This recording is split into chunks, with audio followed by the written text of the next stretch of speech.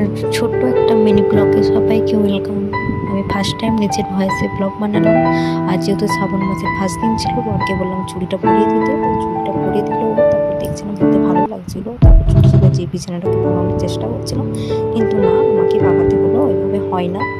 তারপর আমার ড্রেসিং টেবিলে সমস্ত জিনিসগুলোকে পরিষ্কার করছিলাম, অনেক ধুলো জমেছিল, তো খাটটাকে পরিষ্কার করে নিলাম, অনেক ধুলো জমেছিল। তারপর চলে গেলাম স্নান করতে, দেখো স্নান করে চলেও গেলাম স্নান করে।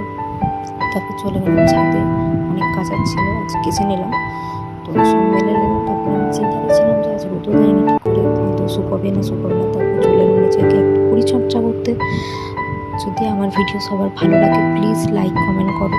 তারপর চলে এলাম ঠাকুর ঘরে, আমি রোজ চান করে গীতা পাঠ করি, তো গীতা পাঠটা করে নিলাম।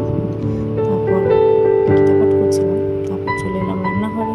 আজ রান্না হয়ে গেছিলো, সব আমার শাশুড়ি মা কমপ্লিট করে নিয়েছিল। তো আমাকে বললো লাস্টে এটা একটু বাকি ছিল, এটা একটু নেড়ে দিতে বললো, নেড়ে তারপর নামিয়ে দিলাম। তারপর সব গ্যাসের জায়গাটা পরিষ্কার করে আমি চলে এলাম একটু ভিডিও করতে। আমি তোমাদেরকে এটাই বলছিলাম, আমার ভিডিও যদি ভালো লাগে প্লিজ আমার পাশে দেখো, লাইক কমেন্ট শেয়ার করো, আর আরও ভালোবাসা দিও, যেন এইভাবেই তোমাদের ভালোবাসা পেয়ে আরও ভিডিও বানাতে পারি। Thank you. আমার ছোট্ট একটা মিনি ব্লগে সবাইকে ওয়েলকাম।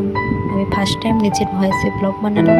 আর যেহেতু শ্রাবণ মাসের ফার্স্ট দিন ছিল, বরকে বললাম চুড়িটা পরিয়ে দিতে, তো চুড়িটা পরিয়ে দিল। তারপর দেখছিলাম বলতে ভালো লাগছিল, তারপর চুড়ি যে বিছানাটাকে